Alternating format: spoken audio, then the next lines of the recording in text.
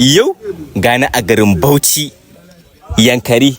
Da haka ku biyo ni mu je ciki in nuna muku abubuwan al'ajabi. Let's go. To fa ashe wannan getuwan ne akwai tafiya mai nisan gaske zuwa getu. To a wannan getuwan din za ku tsaya ku sai ticket sannan sai ku shiga tafiya. To ga mu a getu. Welcome to Yankari. Muna zuwa aka bude mana gate muka shiga, muna shiga sai na zo gurin wannan symbol din na Yankari daga gefe sai na hango wani biri da kuma wata biriya da yatta. Daga nan gefe kuma muka zuba wani biri shinkafa muka ga ya huce sai muka ce to bari mu gulla musu lemo mu gani. Sai muka ga sun dauke. Kawai sai na ce bari in siyo musu biskit mu gani. To ku tsaya ku gani. Za ku ga irin lalatar da suke min daga ƙarshe. Ku tsaya ku gani kawai.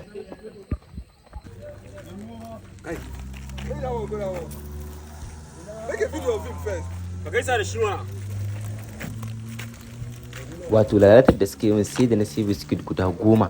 To dabarar da aka sai aka ce kan fito da shi ina ba su saboda in na fito da shi a hannuna duka za su kwace. To sai na ajiye a cikin mota. To bayan na hannuna ya kare na koma mota ina ɗauko a ledar. Wallahi wani Yusufa ta window din mota Yusufa ya fizge cikin jeji. Wasu da suka zai biya ƙasa kuma wasu ta kudu suka zo su ma suka ɗauka. Da ku gani a ƙarshen bidiyon. Zai nuna mun lalata. Wato abinda na fuskanta birran nan suna zama da yunwa. Ya kake tantama? Ka bashi mana, kai ka bashi. Ka bashi kawai.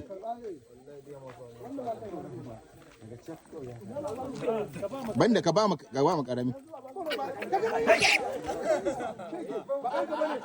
Ka bashi. A'a, kawai hakan ka tsaya ba wannan. Wannan shine lokacin da suka yi mana wannan lalatar. Sauran kuma sun gudu sun yi jeji. Wannan shine kofar da muka je ainihin cikin Yankarin ga yadda muke gangara. Na san yanzu kun kagu mu karasa.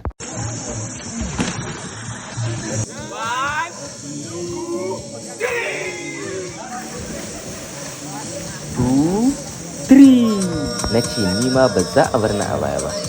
Kuma bari mu tuna da daɗin da kyau na bawa ɗan Umar ruwa. Zo.